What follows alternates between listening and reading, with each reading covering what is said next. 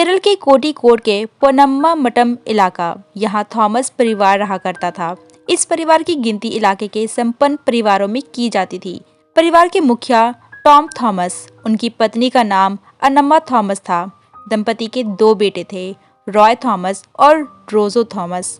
1997 में रॉय की शादी जॉली अन्नमा जोसेफ से कर दी गई। शादी के बाद बहुत ही कम समय में जॉली सबके चहेती बन गई। वह परिवार का बहुत ही अच्छे से ख्याल रखती थी और बातचीत करने में काफी ज्यादा अच्छी थी।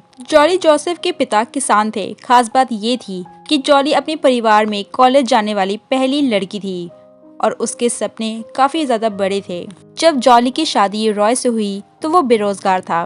घर खर्च के लिए अपने पिता टॉम थॉमस से ही पैसे लिया करता था। इसीलिए शादी के बाद भी जॉली ने फैसला लिया कि वो अपनी पढ़ाई जारी रखेगी ताकि आगे चलकर कोई नौकरी कर सके। शादी के कुछ समय के बाद उसने घर वालों को बताया कि उसकी नौकरी कालीकट के नेशनल इंस्टीट्यूट ऑफ टेक्नोलॉजी में लग गई है। समय यूं बीतता गया।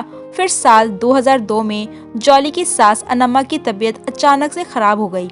उसे हॉस्पिटल में एडमिट करवाया गया, जहां इलाज के बाद उन्हें घर वापस भेज दिया गया। घर आए हुए 2 महीने ही बीते थे कि 22 अगस्त साल 2002 में एक बार फिर से अन्नमा की तबीयत खराब हो गई। उन्हें हॉस्पिटल ले जाया ही जा रहा था कि रास्ते में अन्नमा की मौत हो गई। मौत का कारण डॉक्टरों ने हार्ट अटैक बताया। फिर भी मौत की असल वजह समझने के लिए डॉक्टरों ने परिवार को पोस्टमार्टम करवाने की सलाह दी, लेकिन परिवार ने ऐसा करने से इनकार कर दिया। उन्होंने इसे नेचुरल डेथ मानते हुए अन्नमा का अंतिम संस्कार कर दिया। घर के अहम सदस्य की इस तरह से मौत हो जाने से परिवार के सदस्य काफी ज्यादा दुखी रहने लगे। लेकिन समय बीतता गया और परिवार की जिंदगी फिर से पटरी पर आ गई। समय बीतता गया, फिर दिन आया 26 अगस्त साल 2008। 4 दिन पहले ही अन्नमा की डेथ एनिवर्सरी मनाई गई। घर में परिवार के दूसरे रिश्तेदार भी आए हुए थे। तभी 26 अगस्त को टॉम थॉमस की भी अचानक से मौत हो गई। शुरुआती जांच में भी इनकी मौत का कारण हार्ट अटैक बताया गया। इस बार भी परिवार ने टॉम की मौत को नेचुरल डेथ मानते हुए पोस्टमार्टम नहीं करवाया और उनका अंतिम संस्कार कर दिया। परिवार में 6 साल के अंदर 2 मौत के बाद अब चीजें बदलने लगी थी। पहले ये ज्वाइंट फैमिली हुआ करती थी, लेकिन अब इनके बीच 5 प्रॉपर्टी का बंटवारा होने लगा। अब सभी अलग अलग रहने लगे थे। फिर दिन आया 9 दिसंबर साल 2011 का। जॉली के पिता रॉय थॉमस की अचानक से मौत हो गई। रॉय का शव बाथरूम से बरामद किया गया। इस बार परिवार के एक सदस्य के कहने पर रॉय का पोस्टमार्टम करवाया गया। पता चला कि रॉय की मौत साइनाइड के जहर से हुई है। जब इस मामले की जांच बढ़ाई गई तो पता चला कि रॉय आर्थिक तंगी से जूझ रहे थे। इस कारण उन्होंने सुसाइड कर लिया। यह बात खुद रॉय की पत्नी यानी कि जॉली ने पुलिस को बताई थी। पुलिस जांच में ये भी पता लगा कि सच में रॉय आर्थिक तंगी से जूझ रहे थे। इसीलिए जॉली की बात पर पुलिस ने यकीन कर लिया। समय बीतता गया। फिर दिन आया 24 फरवरी साल 2014 का। घर के ही एक और सदस्य मैथ्यू मंजाडियल की भी इसी तरह से मौत हो गई। वह अन्नमा थॉमस का भाई था। परिवार ने लेकिन इसका भी पोस्टमार्टम नहीं करवाया और उनका भी अंतिम संस्कार कर दिया गया। परिवार में एक के बाद एक मौत हो रही थी, लेकिन किसी को भी कुछ समझ नहीं आ रहा था। आसपास के लोगों ने तो ये भी बोलना शुरू कर दिया था कि इस परिवार पर किसी बुरी आत्मा का साया है या किसी ने उन्हें श्राप दिया है। मैथ्यू की मौत के कुछ दिनों के बाद एक और मौत हो गई और इस बार रॉय थॉमस के चचेरे भाई साजो थॉमस की बेटी अल्फलाइन की मौत हो गई। मौत के समय अल्फलाइन की उम्र महज 2 साल थी। ये मौत भी अचानक से हुई थी। इसके बाद 11 जनवरी साल 2016 को अल्फलाइन की मां सिली की भी मौत हो गई। यानी कि 14 सालों में एक ही परिवार के 6 सदस्यों की मौत हो गई थी।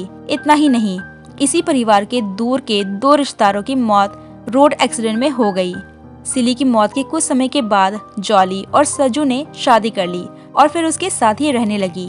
तभी परिवार के एक सदस्य ने पुलिस से अचानक मदद मांगी। वो और कोई नहीं बल्कि टॉम का छोटा बेटा रोजो थॉमस था। उसका कहना था कि 6 मौत महज इत्तेफाक नहीं बल्कि किसी की सोची समझी साजिश है। रोजो अमेरिका में जॉब करता था, लेकिन उसे इन सभी मौतों के पीछे अपनी भाभी यानी कि जॉली पर शक था। इसीलिए पुलिस से उसने गुहार लगाई कि इन 6 मौतों की जांच करवाई जाए।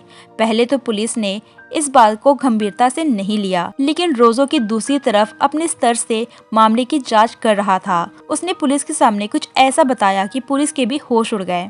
रोजो ने बताया कि उसकी भाभी ने परिवार से झूठ कहा था कि वो NIT कालीकट में नौकरी करती है, क्योंकि उसने जब भाभी से इसके बारे में पता लगाया तो नौकरी की बात गलत निकली। जॉली का आई कार्ड भी नकली था। इतना ही नहीं, रोजो ने यह भी पुलिस को बताया कि जिन 6 लोगों की मौत हुई उस समय इनके आसपास जॉली भी मौजूद थी। रोजो की बात को गंभीरता से लेते हुए पुलिस ने मामले को दर्ज कर लिया। फिर सबसे पहले कब्र से 6 लाशों को निकालकर उनका पोस्टमार्टम करवाया गया। पता चला कि 5 की मौत साइनाइड से, वहीं 2 साल की बच्ची की मौत गला घोटने से हुई थी। पुलिस ने फिर 5 अक्टूबर 2019 को जॉली को गिरफ्तार कर लिया। पहले तो जॉली ने गुमराह करने की कोशिश की, लेकिन सख्ती से पूछताछ करने पर जॉली ने अपना जुर्म कबूल कर लिया। फिर उसने पुलिस को पूरी कहानी बताई। जॉली ने बताया कि उसने अपनी सास को इसीलिए मारा था क्योंकि घर का सारा हिसाब वही रखा करती थी, और ये बात जॉली को बिल्कुल भी पसंद नहीं थी। ससुर को इसीलिए मारा क्योंकि जब उसे और उसके पति को पैसों की जरूरत थी तो ससुर ने जमीन का एक हिस्सा बेचकर उन्हें पैसे दे दिए। साथ ही ये भी ऐलान कर दिया कि अब जायदाद में से उन्हें कुछ भी नहीं मिलेगा। ये बात जॉली को नापसंद आई और उसने इसीलिए उन्हें मार डाला। पति से भी उसकी अनबन होने लगी थी क्योंकि वो शराब के नशे में रहने लगा था, इसलिए उसने जॉली को भी मार डाला। इसी बीच उसके पति का चचेरा भाई यानी कि संजू थॉमस पसंद आ गया, लेकिन वो पहले से ही शादीशुदा था और जॉली उसे हर हाल में पाना चाहती थी। इसीलिए उसने साजू की बीवी और बेटी को मार डाला। मैथ्यू को उसने इसीलिए मार डाला क्योंकि रॉय की मौत के बाद वही था जो पोस्टमार्टम करवाने की जिद कर रहा था। पुलिस ने फिर रॉय के चचेरे भाई यानी कि साजू को भी गिरफ्तार कर लिया, वो भी इसीलिए कि कहीं साजू भी इन 6 हत्याओं में शामिल तो नहीं था, क्योंकि बीवी और बेटी की मौत के बाद उसने जॉली से शादी कर ली थी। लेकिन साजू के खिलाफ पुलिस को कोई भी सबूत नहीं मिला, जिसके बाद उसे रिहा कर दिया गया। पुलिस ने माना कि इन 6 हत्याओं के पीछे सिर्फ जॉली का ही हाथ था।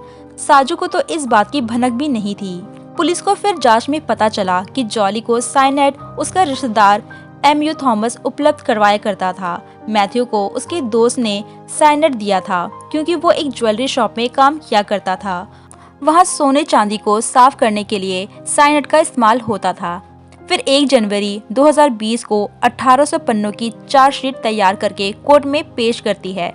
इस खुलासे के बाद देश में जॉली साइनाइड जॉली के नाम से फेमस हो गई। फिलहाल जॉली जेल में बंद है। फरवरी 2013 में इस केस की CFSL हैदराबाद की फॉरेंसिक रिपोर्ट भी आई। उसमें दावा किया गया 6 में से 4 शवों में साइनाइड के अंश नहीं मिले, लेकिन केरल हाई कोर्ट ने इस पर कहा कि मौत के इतने साल बीत जाने के बाद हो सकता है कि साइनाइड के अंश बॉडी में ना रहे हो, लेकिन जॉली ने अपने मुंह से कबूल किया है, इसलिए वो जेल में ही रहेगी। और साथ ही रिसेंटली नेटफ्लिक्स पे इस पे एक डॉक्यूमेंट्री भी रिलीज की गई है, जिसे अगर आप चाहे तो देख सकते हैं, जिसे इसे और भी ज़्यादा एक्सप्लेन करके बताया गया है।